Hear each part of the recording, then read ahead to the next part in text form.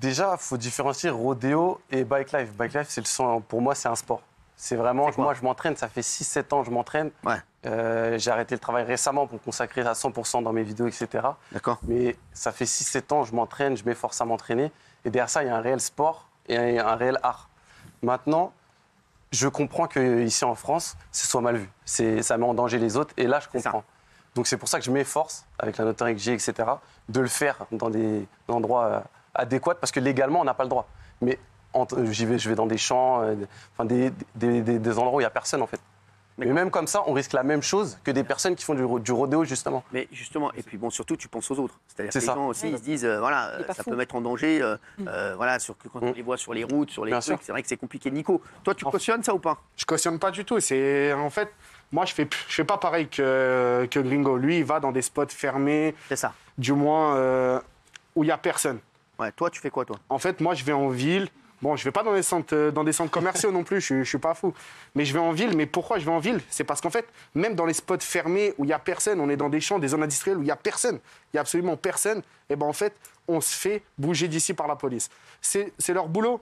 Il n'y a pas de problème. Il n'y a pas de problème à ce niveau-là. Pas différencier. Le problème, c'est où on met des règles claires. Ah oui. Exactement. Exactement. Mais il n'y a pas d'alternative. Et en des fait, règles, pas de problème, mais derrière, il faudrait des alternatives, des endroits où c'est structuré, de la sécurité, En etc. fait, est-ce qu'on pourrait pas faire, par exemple, comme le karting, est-ce qu'on pourrait pas faire des pistes Bien en sûr, France Bien sûr. il y a le circuit Carole.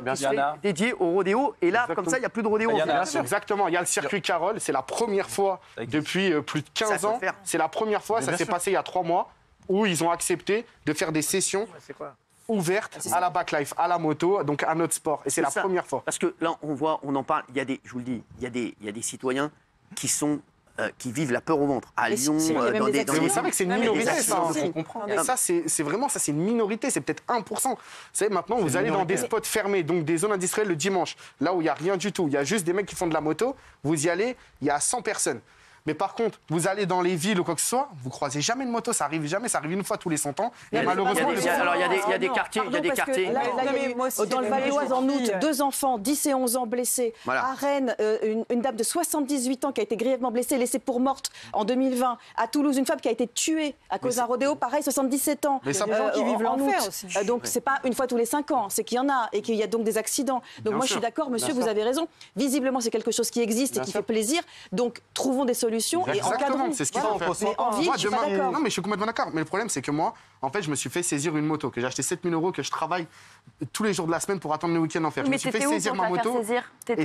J'étais dans un spot fermé. Et en fait, le problème, c'est qu'on n'a pas le droit. Et c'est qualifié de rodéo urbain, c'est exactement la même chose que si on allait en ville.